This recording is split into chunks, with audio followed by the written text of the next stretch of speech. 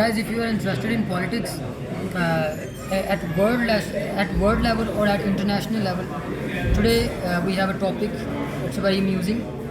It's five ring theory, applicable at international level, used in fifth generation war.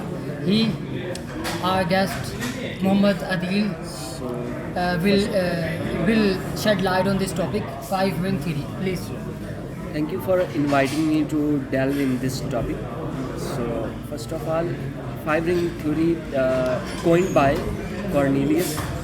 In this theory, he proposed that rather he enunciate the thing is that the first small ring is population. Whenever you need to change the regime or to take the reign or to take the Chair of a government. reinvigorate the government or system, then you first have to prevail your ideas in the population, emotionally, not rationally or rational ways. Okay? The population will rise to change the infrastructure. That infrastructure is the second thing. Population will rise to destroy the infrastructure. The third one ring is governance. When the infrastructure is destroyed, for example, in a protest-like system, when the population goes to the roads, and they block the roads, they destroy the infrastructure. Then they meddle in the governance system.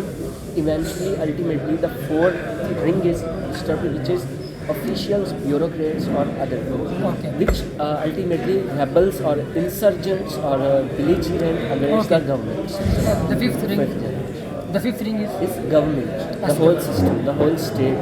So, to cut long story short, first one is population, the second one is infrastructure, the third one is Governance, and the second one, the fourth one is administration or administrative mean bureaucrats of that particular country, and eventually the change of government. It means the change of regime. Thank you. In a nutshell, I am talking about to change any revolution, to change the state system of state or government, you first have to prevail your ideas in population. That is.